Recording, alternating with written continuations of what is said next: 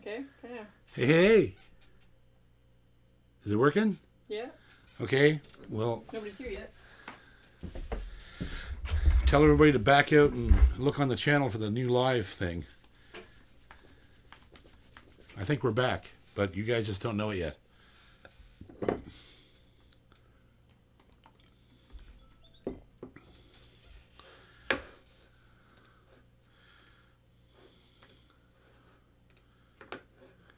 Hey, there we go. Look at that.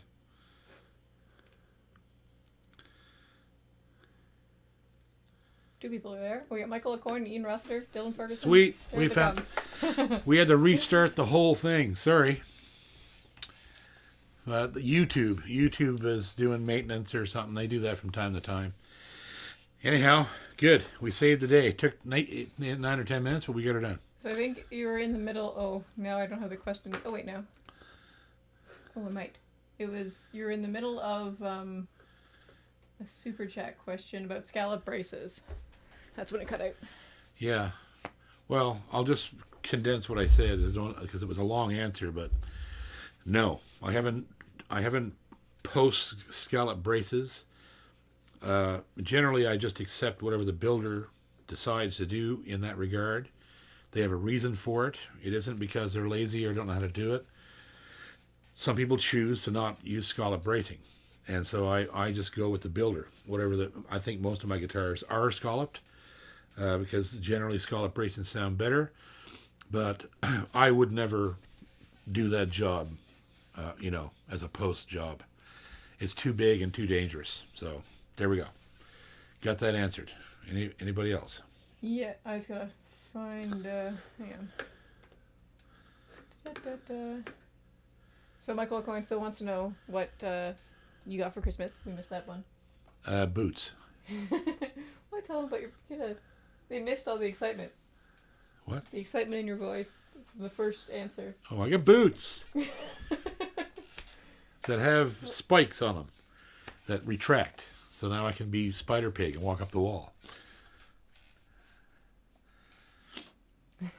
Okay, T-Bone's question. T-Bone. Loosening the strings on the guitar. Or not. Yeah, I did. They got that. No, he just asked it again. Oh, really? Yeah. Yeah, don't do that. Ever. For no reason. You don't ever take the pressure off your guitar because if you leave it with no pressure on it long enough, everything can set that way. And that's not what you want. So don't do that. Short answer, but that's the answer. Don't do it. Even change your strings one at a time. Okay? Not even when you fly. All right. Who's next? I'm sorry I'm rushing, but we lost 10 minutes, so I'm trying to get everybody. Well, I just don't have... They're not back yet, so I don't have the questions. I might have to rewrite some of your questions there, guys. Yeah. If you got missed. Ginger's trying to go back to the other feed to find your questions, so let's just move to the new feed and see what we got there. Yeah, there's nothing, no questions yet. Really? People talking? Yeah. We got 28 people back. Okay, that's good.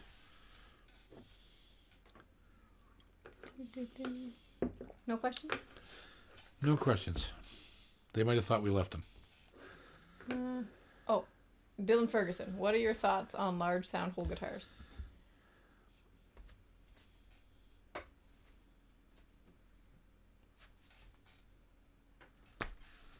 That's my answer. Very apathetic answer.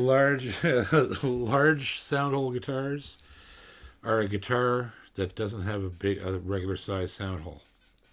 That's the only thing that's different about them compared to a regular guitar. I know a lot of people don't want to hear that, but unfortunately, it is the truth.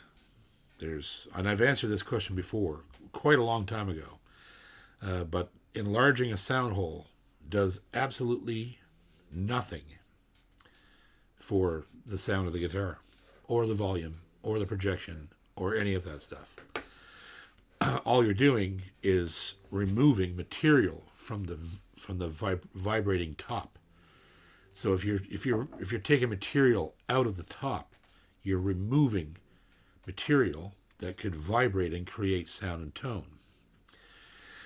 And some people enlarge their sound holes like ridiculously large, like out to the final ring of the rosette. You might as well just punch a hole through the top of your guitar with a hammer. Same difference.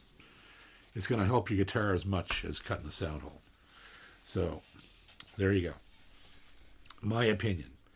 But not only my opinion, I say that with a great deal of confidence because almost every luthier I've ever talked to told me the same thing. So, there it is. Not a popular opinion amongst the bluegrassers, I know. Who's next? Ian Rossiter. Ian Rossiter. Have you gretched much since the in-store? No. I never play the electric anymore. I'm waiting to get my dream Gretsch, which I can't afford. And until I get that, I probably won't put a lot of time into Gretsching. I use it occasionally in recording when I need it for a specific part or idea, but other than that, never take it off the wall. So, sorry. Michael O'Coin. Michael. Says, someone asked about a capo for a mandolin. Yes. Yes. In the previous stream. Oh, did they? It was I think it might have. Well, I'm glad they left the stream. Who's next? Joe Doucette. I'm only kidding. If that's somebody, if that wasn't a joke. I think it was a joke. Okay. Well, if it wasn't a joke, and you really want a capo for a mandolin, don't do that. Mandolins don't need capos. Get a ukulele. You can, yeah, you don't need a capo. Learn to play with that one. All right, who's next? Joe Doucette is wondering how your leg is doing. It's much better. I'm actually walking around a lot without a cane these days. Well, in rooms. I can't do stairs yet without the cane, but I can walk around fairly successfully with just a light brace on now. So it's good. It'll be another few months, I think. I might come back. Maybe by the time summer rolls around, it should be back to normal, I would think. I hope. Tiptoe through the tulips in yes, spring. That's correct. Tiptoe through the tulips. Sorry. I'm losing it. Blair Tinker. Blair Tinker. How you doing? Says, do you use elixir strings on your tenor banjo? If so, where do you get them? I don't have a tenor banjo. And if I did, I probably wouldn't put elixirs on it. Because, I don't know. I like the idea of banjo strings being able to get a little bit dead, especially on a tenor. So, no, I don't use them. And on top of that, it's really hard to kill banjo strings anyway. So, especially if you're playing bluegrass, 5-string banjo with metal picks and stuff, they're a lot tougher than guitar strings. And plus, you only have one string that it's wound, so that makes a big difference as well. The reason that strings go dead is because your epithelials and your sweat and everything gets into the winding and gets in between the winding and the core. That kills the string. So you only have one wound string on most banjos, and it's the big D string, and I don't know which one it is on the tenor, but the top one, right?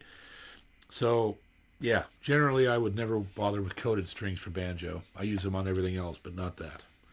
So, I'm sure they make them, though. And if you wanted to find them, let's see. Stuart McDonald would be a good place to find them, or First Quality Music Service in Kentucky. They'll ship anywhere in the world, and they have every string and accessory known to mankind. FQMS, firstqualitymusicsupply.com, FQMS.com. I think that's what their website is. Okay. Jeff Gallant. He's a busy man tonight. Have you considered having a new pet, such as a potbelly pig? I have one, and his name is Lionel. Are you serious? I don't know if he is. I have always wanted a potbelly pig. Always wanted a potbelly pig. Lionel's a fantastic name for a pig. Well, if we're yeah, I'll get one. I don't know what Ginger. Where would we put a pig? What's that? Where would we put a pig? The cats With would lose their the minds. dogs? And the cats? They'll feed them to the pig? I don't know. What? I don't know. Sorry, I don't know. I love potbelly pigs. You take them on tour when you go back on the road. Yes, JP and the Pig Tour. We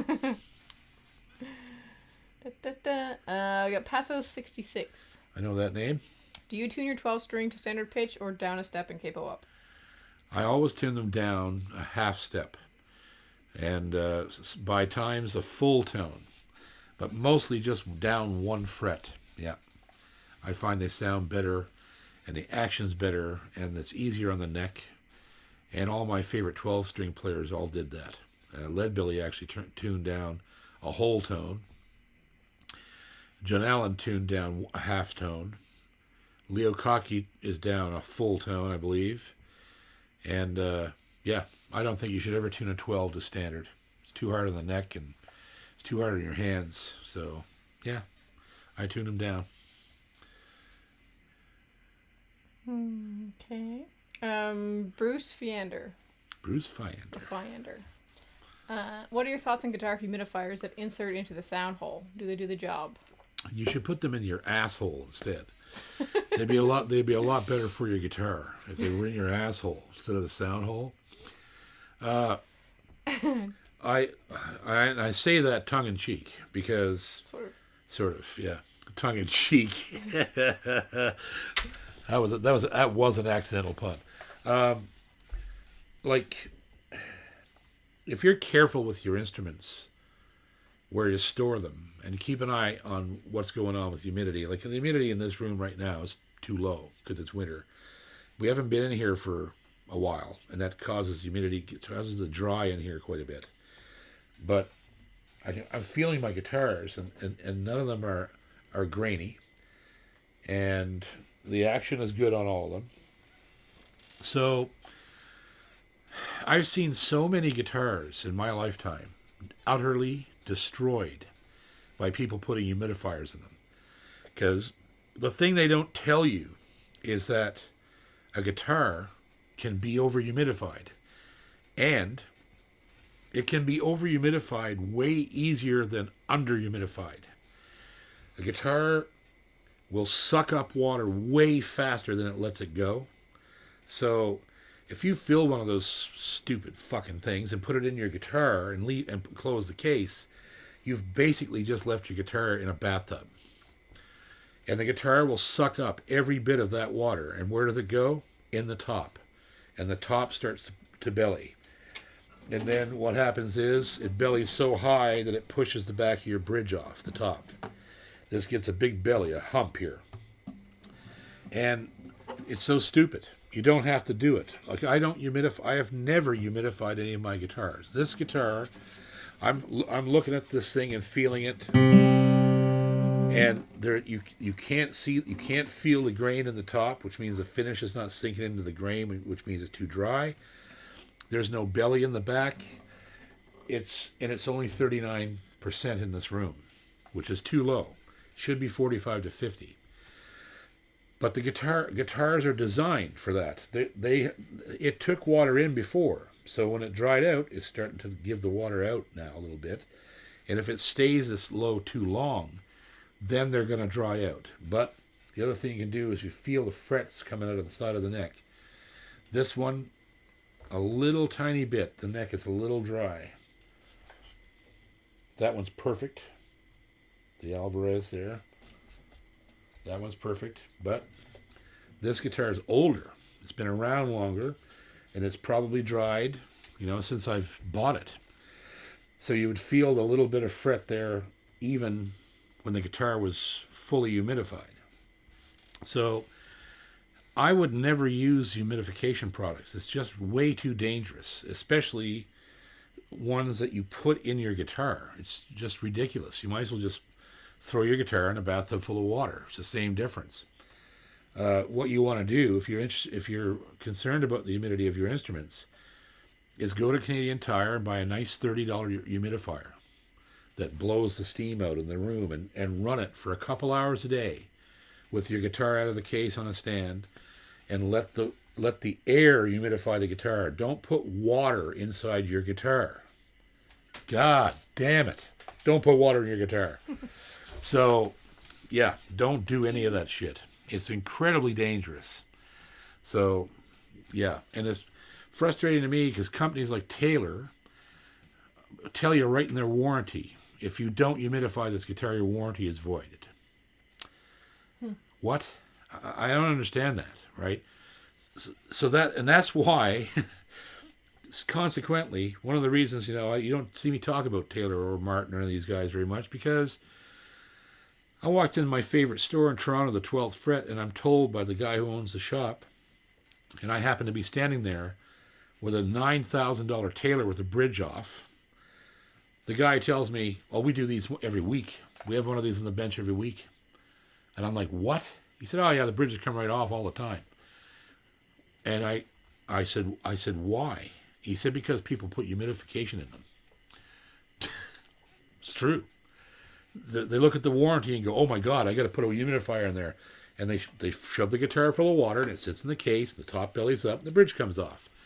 And at the 12th Fret, apparently they have one or two of them on the bench each week, getting the bridge glued back on. So you tell me what you think about humidification after that. Don't do it. Do it smart. Do a whole room humidifier, or just watch your guitar. Keep an eye on it. Touch it. Feel it. Know what it's doing.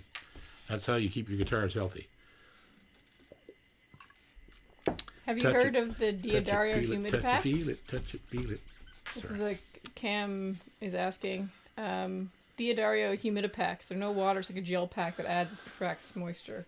And actually works good, he says. Yep, I agree. Those are the only product I've ever used that I thought were safe. And they work just like the old product, which was used for hundreds of years, a rattlesnake tail. That's what the old timers put in their guitars and mandolins, because a rattlesnake tail, if it's large enough, takes water in and lets it out. It's a natural humidifier. And the Diodario packs that are in those black canvas bags, that's what they do. They take natural humidification out of the air. You put it in the guitar. If the guitar is dry, it draws out this just enough moisture to do its thing. It doesn't draw out of a reservoir, a sponge filled with water, right? It's a different thing altogether. So, yes, a good suggestion there. That was Cam, was it? Yeah. Yeah, that's a great suggestion. Those things do actually work. I don't know how long they work for. They have a lifespan, but you can buy the packs. You can keep the holster, the saddlebags, and replace the packs as they diminish. Where do you put the pack in the case? If the guitar is really dry, I would put it in the sound hole. I would hang it across the middle two strings, and if you're just doing maintenance so nothing happens to the guitar, you put it right in the headstock thing, right underneath the headstock where you put your strap or whatever. Put it in there, and it'll keep the whole case good. All right. I love Diodario, by the way. Mm-hmm. I use a lot of their products, and they're just incredible. Great company. Next we have Devin Benoit. Devin Benoit's a new name. Hey JP, I'm a nephew of Robert Benoit of Carlton's show band. Oh, wicked. I'm a massive fan of my grandmother, who I call Mama, loves the tune Haslam's Castle. Would you play it for her? Do a little bit. Jesus. Do it for Mama. You don't want much, do you? Can't say no to his grandma. Well, I don't even know it. Yeah, you know some of it. God. You people are so hard on me.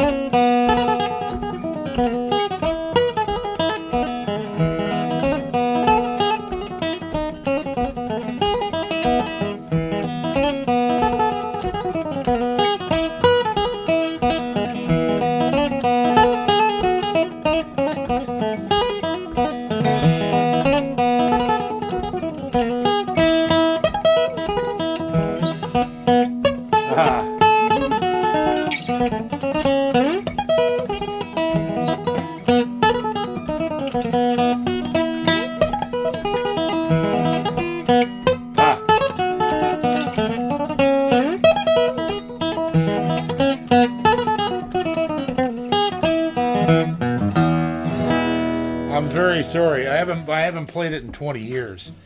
Well, you played it when we did the show. Yeah, but that doesn't count. Because it's all I did for 3 hours before we recorded it. Yeah. So it doesn't count. But I apologize for messing it up, but I did the best I could under the circumstances. Yeah. And I accidentally revealed a guitar that I haven't reviewed yet. Oh, so, well, it's okay because the video's frozen and all they can do is hear you. For shit's sake. Really? Yeah. They can't see them anyway. This is starting to suck. Okay, well. They can hear you though. It's 8 o'clock, so. Oh, wait now. It's we 8 o'clock. lost 10 minutes in the trade in the. Yeah, but we're having. I want to get this done before. Can they still hear me? Yeah. Are you sure? I think so. You guys still hear us? Give us a sign if you can still hear us. So, yeah, they can. Okay. Jeff Gallant says you just told him now. You've been no video for like 10 minutes. Okay. So we're gonna do the contest really quick because just in case we completely freeze up here. Oh, damn it! I can't do the contest because I don't. It's all on that phone. All the information I need is on that phone. So. Well, you can do the contest. You can just email the winners what they get. Okay. So. Okay. First of all, let's do the question. The two prizes we're gonna have. We're gonna have two winners. The G&G prize. I haven't talked to Glenn today. I haven't been able to reach him, but it doesn't matter. I know what he usually gives. You're going to get your custom Levy's string theory strap, tuner, winder set of strings, I think, a winder and set of strings. And I believe he's still doing $50 off Recording Kings, and he's probably going to give you a deal on a Boucher guitar if you want a Boucher. So that's the G&G prize. Thank you, Glenn, for that. And the second prize at Fantasy Music is we're going to do another giveaway with them. We're gonna take all the people from the string theories this month and do. I think maybe it's going to be 2 months. I'll have to talk to them, but it's going to be either 4 or 8 weeks. So there'll be 8 people in the contest, and the prize is a brand new Yamaha guitar that's coming into him. I believe it's an FG 800. I can't. The messages will be on that phone too. Yeah, I doubt it. Oh, maybe. Yes, it is. Yeah. So, yeah, it is. It's an FG 800 guitar, green label, and they're really nice. So, plus you'll get your $25 gift certificate from Fantasy Music. Now, I want to say something that's quite important that I probably should have gone over earlier, is that Quebec's being shut down completely tomorrow for a month. And I spoke with Guillaume today, and so Boucher Guitars are in a little bit of a bind. They can't build guitars for the next 30 or 40 days, which is going to put a serious dent in their production and their supply to stores like G&G and Fantasy. So if you want to buy a Boucher, now's the time to get one. Get one quick. Either go to Halifax to Stevens or go up and see Glenn, because if you don't, you might, God knows how long you may wait to get one, because they're already 6 months behind before this even started, because no one can keep them anymore. They're just selling as fast as they can build them. Faster, actually, 3 or 4 times faster. So there's that to consider. Anyhow, the question... Oh, Fantasy Music says they have 3 Bouchers left. Wicked. So Steve has got 3. I'm not sure how many Glenn has. Probably 3 or 4. Like, if you want one, you got to go get them now. So They're going to be really hard to come by over the next while. Before you ask the question, new year, new winners list? We can reset? Since we're doing these new draws, we don't want to eliminate all the people that won last year. I don't know what you mean. Like we were saying, if you already won, you can't win again. But Oh, yeah. New year, new winners list? Oh, yeah. Yeah. So anybody can win tonight. Anybody can win this tonight. We're starting a whole new list. So anyhow, yes. So the question is an easy one. I want to know the month and date of Tony Rice's birth. Uh-huh. And if you want to be really fancy, you can tell me where he was born too. But I'll accept the month and day of his birth. I'm gonna wait till there's a couple of answers in The before first two people win. I'm just gonna wait until there's two. Everybody's Googling. Yeah. We got June 8th, 1951. Yes. Who is that? Michael O'Coin and Jeffrey Cohen. Okay, Michael O'Coin. Oh, by the way, the fantasy prize is only for Canadian residents. So that's another thing I had to mention. So I'm assuming that with a name like O'Coin, probably Canadian. He's PEI, I think. PEI. Who's the other guy? Jeffrey Cohen. Jeffrey Cohen. Okay. So Michael O'Coin, you're getting the fantasy prize, which also puts you in the draw for the guitar from Fantasy. And Jeffrey Cohen. Jeffrey Cohen, you are the G&G winner, which puts you in the draw for the fantasy guitar. And also you get the G&G prize pack. Michael O'Coin is the fantasy winner, right? Yes. Yeah. So here, what you do, guys, Michael and Jeffrey, send me an email right now to jpcormier38@gmail.com. jpcormier38@gmail.com. Reference winning the contest, and I will forward that email. Michael, I'll forward yours to Fantasy, to Stephen McNeil down, no relation. And Jeffrey, you'll be forwarded on to Glenn at G&G Music. Jeffrey, you can get your pack from Glenn either in person, or which is the best way because you got to go see that shop. It's awesome. Or you can mail it out to you. And Michael, you'll get your $25 gift certificate from Fantasy and be entered in. And both of you are entered into the draw for the FG Green Label 800 Yamaha guitar. And so there you go. There's our two winners. And I'm sorry that YouTube shit the bed so many times tonight, but we did the best we could, and we will not be posting any of this online because it's all torn to rat shit from internet problems. So whatever, we can still put it up. Yeah, it'll be half-assed. It'll be like YouTube, big string theory. I think the sound might be gone now. Ah, fuck. Anyhow. Oh wait, hang on. Maybe they can hear us again. It's hard to tell. Anyhow, we love you. In case you can hear us, we love you. We'll see you next Wednesday night. Hope we do better. See you soon.